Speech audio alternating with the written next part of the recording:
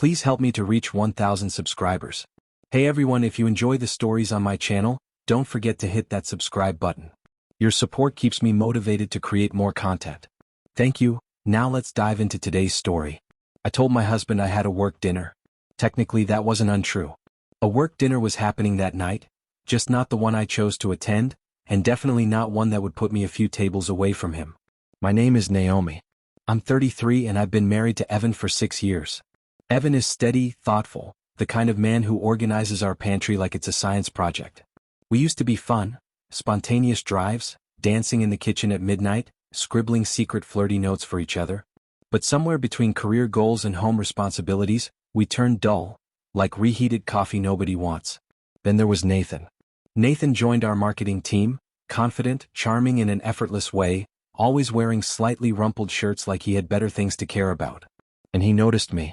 Not in a creepy way, but in the kind of way that makes you feel alive again, like you're 16 and someone finally sees you.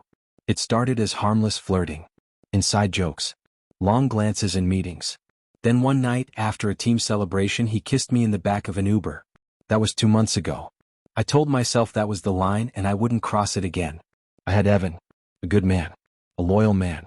But when Nathan asked if I'd be at the Friday Mixer, a rooftop networking event, I hesitated. Evan had said he'd be busy working late and going to dinner with his boss. It was the perfect excuse. So I told Evan I had a work dinner. No suspicion, no questions. I wore a red dress I hadn't worn in ages, something that begged to be noticed. And Nathan definitely noticed. We laughed, drank, let the electricity between us buzz all evening. When his hand landed gently on my lower back, I didn't stop him. We found a small table tucked away from the crowd. I was leaning in, whispering something flirty and pointless, when the air suddenly went cold. That strange instinct, the one that warns you something is terribly wrong, hit me hard. I turned my head, and there he was, Evan, 2 tables away. He wasn't alone. His boss sat with him. And a woman I didn't recognize. Evan didn't see me, not yet. He was smiling, laughing in a way I hadn't seen in months. He looked light, happy, free. My stomach dropped so fast I almost got dizzy. Nathan asked what was wrong. I muttered something about needing the bathroom and practically bolted. I locked myself in a stall, heart pounding. What were the chances he'd be at the same place? The same night? Just a few feet away? I texted Evan. Dinner going well? A moment later. Yeah, we're just wrapping up. You. I typed back a lie. Same. Leaving soon. I flushed the toilet for sound, steadied myself, and returned to Nathan. I told him I had a headache and needed to go. He offered to walk me out. I refused and slipped out through the side door. At home, I stared at my reflection. I didn't just look guilty, I looked lost. Conflicted. I couldn't tell if my heart was racing from fear, shame, or something darker. Evan came home an hour later. I pretended to be asleep. He kissed my forehead gently like always. But I didn't sleep at all. The next morning was painfully normal. Coffee.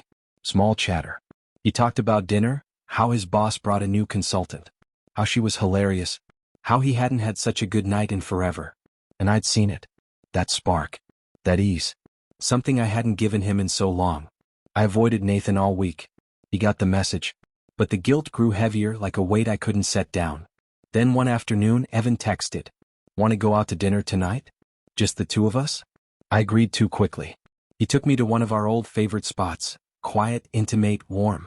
For the first time in ages, he looked at me in a way that felt familiar, and also dangerously probing. Halfway through dessert, he leaned forward and asked, So, how was your other work dinner last week? My blood ran cold. What do you mean? He put down his fork. Naomi, you were 2 tables away from me. I couldn't speak. I couldn't breathe. I saw you, he said softly. The red dress. You didn't even try to hide. Tears stung my eyes. Why didn't you say anything? He sighed. I wanted to see if you'd tell me yourself. I waited a day, then another, then a week. You said nothing. I was scared, I whispered. Of me. Of what it meant. Of what I'd done. Of the possibility that maybe we've both been pretending things are fine. He nodded like he'd already suspected. I reached for his hand. This time he let me hold it. I didn't sleep with him, I said, voice trembling. But I won't pretend it was meaningless. I hurt you. I know. He looked right into me. I didn't confront you because part of me needed to know if I still mattered enough for you to care. That shattered me. I do care, I whispered. More than you realize. I felt invisible. I missed feeling wanted. His voice cracked. So did mine. We sat there, two people laid bare after years of building walls, suddenly fragile, scared, and honest. I don't know what comes next. Therapy? Long talks? Time? Maybe all of it. But I do know this.